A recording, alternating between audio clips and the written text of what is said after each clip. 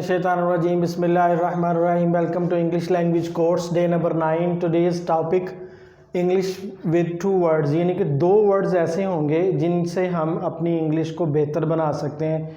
दो लफ्ज़ों पर मुश्तमिल फ्रेजेस, छोटे छोटे फ्रेजेस जिसको आप अपनी लाइफ में शामिल कर लें, आप इनको याद कर लें।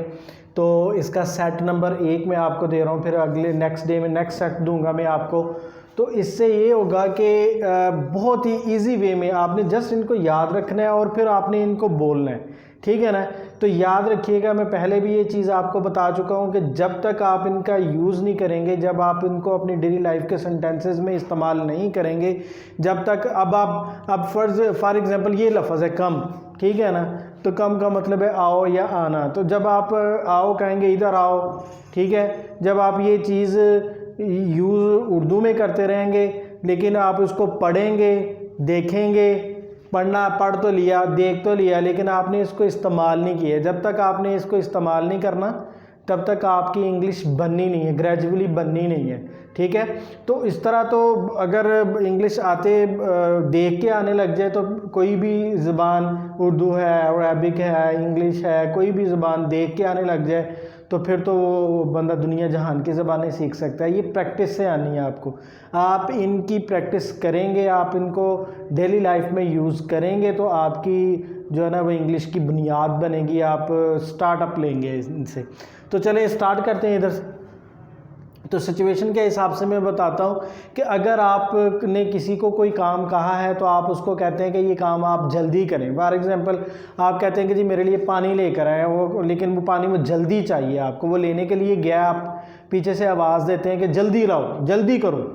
कोई भी काम है, सफाई का काम है, कोई पढ़ने लिखने का काम है, कोई चीज़ बाहर से मंगवानी है, तो और या कोई किसी भी काम को जल्दी ख़त्म करना है तो जल्दी करो जो उर्दू में लफ्ज़ है तो उसके लिए आपने इस्तेमाल करना है हरी अप। आपने उसे कहना है हरी अप, ठीक है। क्या कहना है आपने इसको? Hurry up. और उसके बाद एक और सेंटेंस है, फ्रेज़ है, सॉरी ये फ्रेज़, कि अगर आपको किसी ने कोई मज़ाहिया बात सुनाई है जिससे आप लुत्फ़अंदोज़ हुए, जिससे आपको हंसी आई है, जिसको आपने इंजॉय किया है, तो बात मज़ाहिया थी, तो फिर आप कहते हैं जी बड़ी मज़ाहिया बात कही है। तो इंग्लिश में अगर आपने इसको कहना है तो फिर आप कहेंगे जी वेरी फ़नी, वेरी फ़नी। अब ये वेरी फ़नी दो तरीक़ों से है। एक तो ओरिजिनल मैनी है ना कि बहुत मज़ाहिया, एक तंज़िया तरीके से भी होता है जी वेरी फ़नी। कोई बात वो कह रहा है ना, ये तो आपके एक्सप्रेशन पर डिपेंड करता है कि बाज़ औक़ात हम किसी भी और मीनिंग के वर्ड्स को किसी और यानी कि जवाब के तौर पर इस्तेमाल कर सकते हैं। तो ये इसकी भी एग्जांपल है। हम कहते हैं जी हमारा मुंह बताएगा वेरी फ़नी, यानी कि आप कह रहे हैं कि आपको कोई धोखा दे रहा है, चीट कर रहा है, कोई ऐसी बात सुना रहा है जिसका कोई वजूद ही नहीं है, ठीक है ना। तो फिर आप उसे कहेंगे कि जी वेरी फ़नी, जिसे कहते हैं ना वो छोड़ रहा है, गप्पे मार रहा है, ठीक है ना। तो फिर आप उसको तंज़िया भी कहते हैं वेरी फ़नी, लेकिन ये वो वाला वेरी फ़नी नहीं है। ये वेरी फ़नी कि वाकई जिसने आपको एक मज़ाहिया बात बताई है तो उसके लिए आप उसे कहेंगे वेरी फ़नी। उसके बाद अगर आप किसी रूम में हैं, किसी मजमे में हैं, किसी गैदरिंग में हैं, वो सब लोग आपस में बातें कर रहे हैं लेकिन आपने सब लोगों के साथ कोई बात करनी है कंबाइंडली, तो फिर आप उनसे बात करेंगे, आप उन्हें कहेंगे कि जी अटेंशन प्लीज़, तवज्जो करें, अटेंशन प्लीज़, तवज्जो करें। और एक और भी सेंटेंस हो सकता है अटेंशन दिलाने के लिए, आप एक्सक्यूज़ मी भी कह सकते हैं, एक्सक्यूज़ मी प्लीज़, ठीक है ना। Listen to me, excuse me please, लेकिन अटेंशन प्लीज़, तवज्जो करें। तो इसी तरह ये लफ्ज़ इस तरह भी इस्तेमाल हो सकता है कि जिस तरह मैं आप लोगों को पढ़ा रहा हूँ, ठीक है, तो आप लोग अगर अपने काम पर लगे हुए हैं या मैं कोई बहुत अहम बात बता रहा हूँ तो आप उसको, आपके लिए बहुत अहम है तो मैं आपको कह सकता हूँ कि अटेंशन प्लीज़, तवज्जो करें, मैंने एक बहुत अहम बात करनी है या मैंने कोई अनाउंसमेंट करनी है, ठीक है। तो उसके लिए आप क्या कहेंगे? Attention please. उसके बाद अच्छा, यानी कि बहुत ही एक समझ लें कि एक बहुत अच्छी बात है जो आपको बहुत अच्छी लगी है, उसमें आपको आपकी तबीयत को बहुत भली बात लगी है, तो उसके लिए आप कहेंगे कूल। अच्छा, वैसे गुड भी अच्छा होता है लेकिन यहाँ पर आप कभी आप कूल भी इस्तेमाल कर सकते हैं सिचुएशन के बाद। अच्छा, डोंट हेजिटेट। अब डोंट हेजिटेट का मतलब है मत हिचकिचाओ मत, हिचकिचाने का मतलब होता है कि आप किसी भी काम को करते हो थोड़ा सा हेजिटेट करें। फॉर एग्जांपल कि अगर आप हम कहते हैं कि जी 10 बंदे बैठे हुए तो हम कहते हैं जी उठो जी, उठ के ज़रा कोई अच्छी सी बात बता दें आप सबको, तो वो लिटिल बिट हेजिटेशन होती है, ठीक है। इसी तरह ये हेजिटेशन जो है वो छोटे बच्चों में भी पाई जाती है कि जब कोई घर में मेहमान आ जाते हैं तो वो उनको बुलाया जाता है, जी आपके अंकल आए इनसे सलाम ले लो, तो फिर वो हेजिटेशन आती है। तो वो ये हेजिटेशन यानी कि हिचकिचाना किसी भी काम को करते वक्त जो है ना वो अच्छे तरीके से ना कर पाना और शर्मा के करना, या फिर उसको कहते हैं हेजिटेट। तो फिर उसको आपने जब कहना कि हेजिटेट ना करे, हिचकिचाए मत, बात बताए, ठीक है ना, तो वो फिर आपने कहना डोंट हेजिटेट, खुल के बात बताओ, डोंट हेजिटेट, ठीक है ना। अच्छा, आई एग्री, आपको कोई मुफीद मशवरा देता है, कोई प्लान देता है, फॉर एग्जांपल आपको कहते हैं जी आज का खाना हम बाहर ना खा लें, तो आप भी राज़ी हैं, तो उसमें आप कहना है आई एग्री विद यू, ठीक है ना। आई एग्री, मैं राज़ी हूँ, बाकियों से पूछ लो, आस्क अदर्स, ठीक है ना।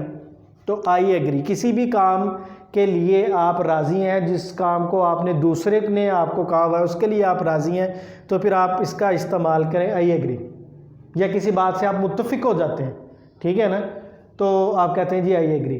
वो एक शख्स कहता है कि जी अगर आप मॉर्निंग वॉक नहीं करेंगे तो आपकी तबीयत जो है ना वो सुस्त हो जाएगी, तो आप कहेंगे आई एग्री, क्योंकि ये यूनिवर्सल बात है, तो आपको एग्री करना पड़ेगा उस पर। तो उसके बाद कोई बात आप बताते हैं, बिलीव मी, मेरा यकीन करो। फॉर एग्जांपल आप कहते हैं कि जी कल मेरे सामने जो है ना मैंने एक जो है ना एक्सीडेंट देखा, बहुत वो जो था ना वो खौफनाक एक्सीडेंट था, बट उसमें जो है ना चोटें बहुत कम आई। तो वो कहेगा ये कैसे हो सकता है कि जी आप एक तरफ बता रहे हैं कि जी एक्सीडेंट बहुत सीवियर था, ठीक है ना, डैमेजिंग बहुत ज़्यादा थी, तो लेकिन चोटें बंदों को ज़्यादा नहीं आई, तो वो फिर वो आपको उसमें कहेगा जी बिलीव मी, मेरा यकीन करें। या फिर आपको कोई बाहर से जॉब मिलती है, आप घर में आके कहते हैं कि जी मुझे जॉब मिल गई है, तो सारे घर वाले कहते हैं कि ले जी ये तो रोज़ ही कहता है मुझे जॉब मिल गई है, तो वो आपको अपनी बात का यकीन दिलाने के लिए कहेगा जी कि बिलीव मी, ठीक है ना, बिलीव करें, बिलीव मी, मेरा यकीन करो, ठीक है ना। तो उसके बाद ठीक है, अगर आपने किसी भी बात को कहना है ठीक है, ये राज़ी होना और ठीक होना, आई एग्री ठीक है, इट्स ओके ठीक है, ये इट्स ओके वो ठीक है कि अगर आपको पूछा जा रहा है ना कि how are you, I am fine, it's okay, ठीक है ना, मतलब इट्स ओके ठीक है, आप ठीक है, आपने जो काम किया है। मतलब मैं आपको कहता हूँ कि जी आपने अब घर से बाहर नहीं निकलना, आपने रात को घर से बाहर नहीं निकलना, अब आगे से क्या कहेंगे, इट्स ओके, नहीं निकलता, ठीक है ना। तो ये कितने इंटरेस्टिंग छोटे छोटे से सेंटेंसेस हैं जो आपकी लाइफ में शामिल हो जाएंगे और आपकी इंग्लिश को बेहतर बनाएंगे। उसके बाद नथिंग एल्स, वो कभी आपका दोस्त आप बैठे हुए हैं, जो है ना दो दोस्त बैठे हुए हैं, वो आपस में बातें कर रहे हैं, आपने हाल चाल भी पूछ लिया, आपने फैमिली की भी खैर खैरियत पूछ लिया, आपने बिज़नेस का काम काज का भी पूछ लिया, ठीक है ना। तो फिर वो कभी कहते हैं ना कि जी कुछ और सुनाओ, होता है ना और सुनाओ, एनीथिंग एल्स, तो वो फिर वो कहेगा नहीं नथिंग एल्स, कुछ नहीं और कुछ नहीं, बस इतना ही था। तो उसके बाद वेरी गुड को तो आप वेरी गुड का इस्तेमाल तो आप बहुत अच्छे तरीके से जानते हैं, और वेरी गुड के भी दो एक्सप्रेशंस हैं। एक काम तो वो है कि जो वाकई वेरी गुड है, बहुत नीट एंड क्लीन काम है, बट जो आपने किसी बंदे को काम कहा वो सही करके आ गया काम, आपने उसको कहा जी बहुत अच्छा। और एक अगर किसी ने उल्टा काम किया, किसी छोटे बच्चे ने जब कोई उल्टा काम किया, तो फिर मदर्स और फादर्स और या बड़े कहते हैं जी वेरी गुड, ठीक है ना। तो ये एक्सप्रेशन पे भी जो है ना लैंग्वेज एक्सप्रेशन पे भी आती है। उसके बाद ये कम की फॉर्म्स हैं जो मेरे अभी जहन में थी, और मैं चाहता था कि 15 सेंटेंसेस का एक सेट बनाऊं, और कम से रिलेटेड अगर कोई और भी वर्ड हुआ तो नेक्स्ट वीडियो में जाएगा। तो कम से देखें तो कम, आना या आओ, ये बजाते खुद अपने आप में ये इम्पेरेटिव सेंटेंस भी, हुक्मिया भी है, और ये जो है ना आने के मतलब में भी शामिल होता है, ठीक है ना, फॉर्म, वर्ब की फॉर्म भी है ये। तो कम आओ, कम नियर, नज़दीक आओ। जैसे बाज़ जो फादर है वो किसी अपने बच्चे को डांटना चाहते हैं तो कहते हैं इधर आना ना ज़रा, नज़दीक आओ ना ज़रा, तो फिर उसके लिए फिर कम नियर। ये तो मैंने एक एग्जांपल दी है ना, कोई और भी एग्जांपल हो सकती है, वैसे ये बड़ी कॉमन एग्जांपल है, ज़रा नज़दीक आना ना ज़रा, ठीक है ना, तो कम नियर। उसके बाद कोई ऊपर वाले फ्लोर पे है, ठीक है ना, और वो एक बंदा नीचे वाले फ्लोर पे है तो आप उसे कहते हैं कि जी ऊपर आ जाओ, तो इसका मतलब है कम अप। तो हम क्या इस्तेमाल करेंगे, ऊपर आओ, कम अप। जो ऊपर है तो आपने उसको नीचे बुलाना है तो आप उसे कहेंगे कम डाउन, ठीक है ना।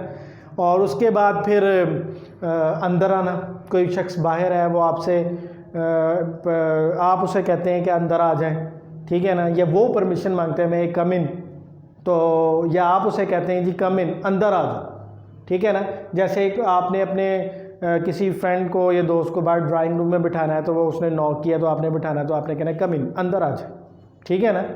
तो ये जो सेंटेंसेस हैं, hurry up, furry funny, attention please, cool, don't hesitate, I agree, believe me, it's okay, nothing else, very good, come, come near, come up, come down, come in, आप इसको अपनी रोज़मर्रा लाइफ में शामिल करें। आप करके देखें तो मैं आपको बताता हूँ, ये देखें 1 2 3 4 5 6 7 8 9 10 11 12 13 14 15 सेंटेंसेस आपकी लाइफ में शामिल हो गए हैं, और इसको बदल दें।